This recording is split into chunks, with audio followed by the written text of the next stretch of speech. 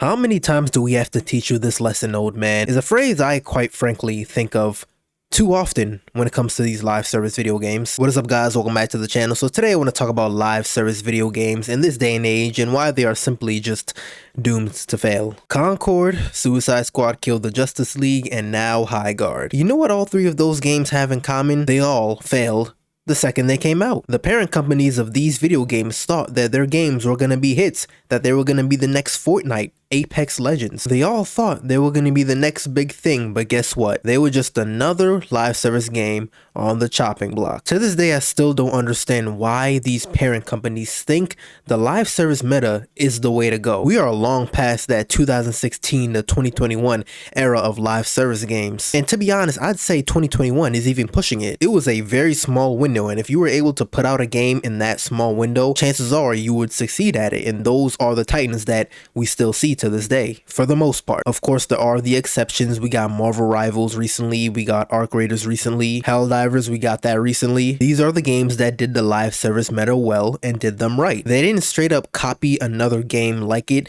They took similar aspects of them and they improved upon them. They added their own twist to them, and not to mention, the games are actually fun to play. Not only is it an issue that these parent companies are pushing the whole live service meta out here, it's also an issue that they're pushing it onto developers who typically focus on single player games. Their forte is not multiplayer live service games, not in the slightest. An example, Suicide Squad Kill the Justice League in 2024. That game was made by Rocksteady. If you don't know, Rocksteady made a series, the Arkham series, the Batman Arkham series. Those games are single player, story, narrative driven games. They are widely regarded as the best Batman games, some of the best superhero games to ever exist. Again, those games are not multiplayer games, not live service games. They are single player, narrative driven games. And you know what Warner Brothers decided to do? They decided to task Rocksteady with a live service Suicide Squad Kill the Justice League game in the same universe as the Batman Arkham games. Who in their right mind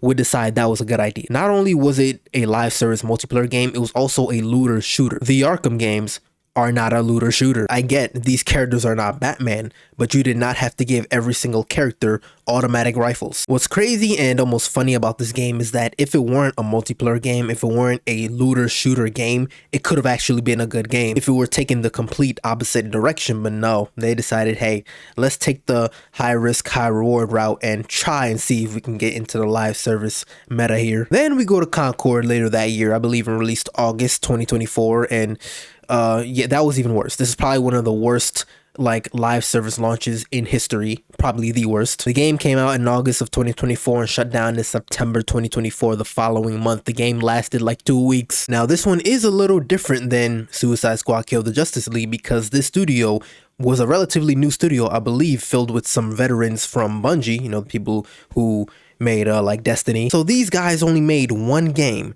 They got the chance to make one game and it lasted about 2 weeks. You can't even go and buy the game anymore. It's not available to buy unless you have like a pre-owned version. Sony just straight up sent these guys to the gulag with this one, man. Why did they think, after seeing so many failures, why did they think Concord was going to be different? Concord does not, first of all, Concord does not look any different than, for example, Valorant or Overwatch. In fact, it probably looked worse. That was a big complaint, was that some of the character designs just looked bad. They looked uninspired. Look, I played the beta when it came out, okay? Why would you play Concord when you can hop on Overwatch? That's literally what you have to think when it comes to this. Really, when making any game, why would someone play your game over this game, right? Especially when it comes to these live service multiplayer games. Why would someone else put down one multiplayer game that they've put countless hours into and come and play your game? Especially when that game almost looks like a ripoff of the game that they've put countless hours into. It's like these publishers, these parent companies don't think ahead. Like I don't know who's running these companies. Then we can skip ahead to 2026.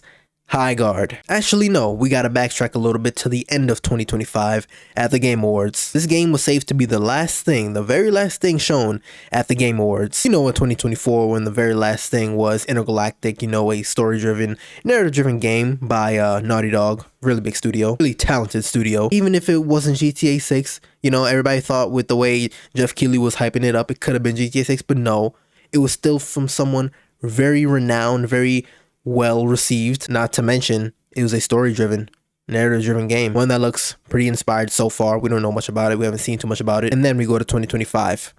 Highguard, from some of the minds of Titanfall and Apex Legends. We see a multiplayer game that looks similar to Apex Legends and Titanfall, but guess what? It's not Titanfall 3. If it were Titanfall 3, completely different story. Instead, it seems to be sort of a ripoff of those two games, even though those are the minds of those two games. Pretty much, the game did not look any different than many other games in this category of live service multiplayer games. From then on, it was just terrible, man. The game was facing so much hate on the internet. And then you also have the fact that the people behind this game, right, they were not marketing it at all. Is that in part due to us pretty much kind of trashing on the game?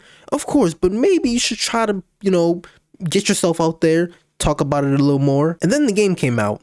People tried it. I believe, as soon as the game came out, it reached like 100,000 people. And yeah, the game is exactly what we feared. They released one game mode, first of all. Let's talk about that. 3v3.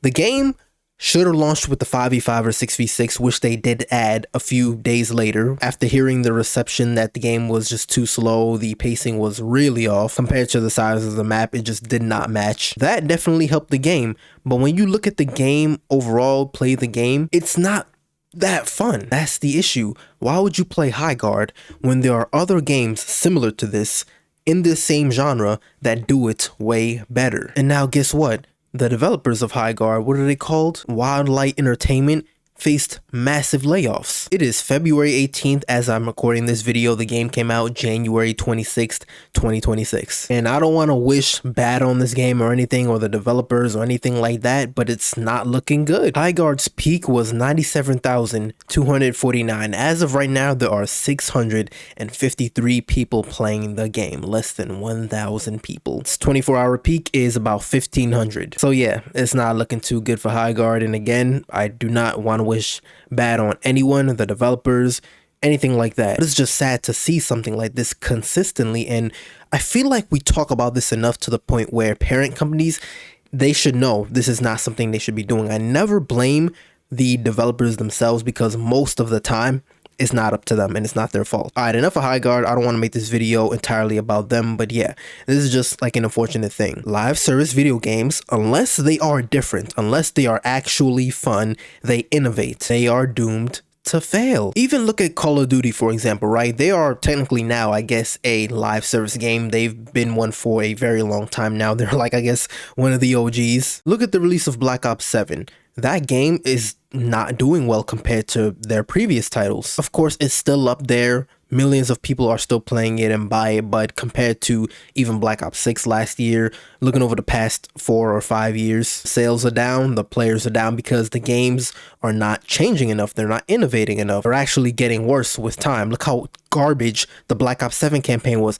I have not even completed the Black Ops 7 campaign. This is the first time I've ever taken this long to complete a Call of Duty campaign. I don't even know if I'm ever going to complete it. I just couldn't get through it. Multiplayer is multiplayer, whatever. Like, honestly, over the past few years, I haven't really been into Call of Duty multiplayer like that, but really the campaign is what made me so mad, because those things are what are consistently good in Call of Duty. And then it's just been downhill since Modern Warfare 3 2023. But yeah, I think that's enough of me just rambling about this. Let me know your thoughts on this. How do you feel about live service games and what's been going on with them over the past few years? As always, if you guys enjoyed the video, like it up, subscribe, and I'll see you in the next one.